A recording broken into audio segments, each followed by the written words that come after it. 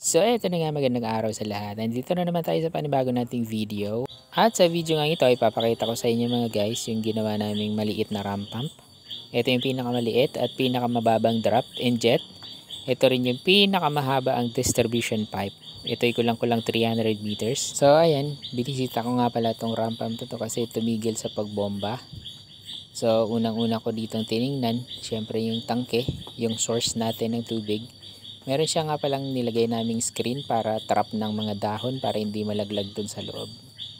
So galing nga pala yun sa bukal. Kaya malinis ang tubig. So ito nga pala, ang location nitong ramp pump na to ay nasa Sapa. Kaya nadadaanan siya ng baha. Ito nga palang ramp pump na to ay DIY lang. Ang nilagay ko lang ditong tangke ay tumbler ng tubig.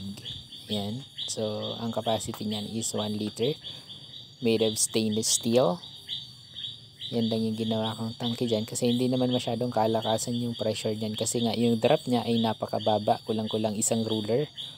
So pero ganun kalakas yung pump niya. Yan. So nakita nyo kung gaano rin kalakas yung pumapasok na tubig dyan sa tangke na yan. At medyo may kalayuan din talaga yung binabatuhan niya ng tubig. Sabi ko nga kanina, kulang-kulang 300 metro. May uploads na rin nga pala ako ng ramp pump na to.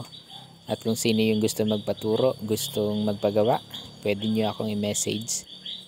At mamaya ipapakita ko sa inyo guys yung drums. At eto na, yung drums na imbakan natin ng tubig. So meron tayo dito bali 4 na drums na yan. So ayan, ganyan lang kalaki yung tubig na pumapasok. Pero kayang-kaya niyang punuin yung 4 na drums sa loob ng 5 hanggang 6 na oras. So dalawa lang ang nakatira sa bahay na ito. Kaya sobra-sobra sa kanila yung 4 na drums na tubig. So yun lang guys. Maraming salamat sa panonood. Mabuhay kayong lahat and God bless.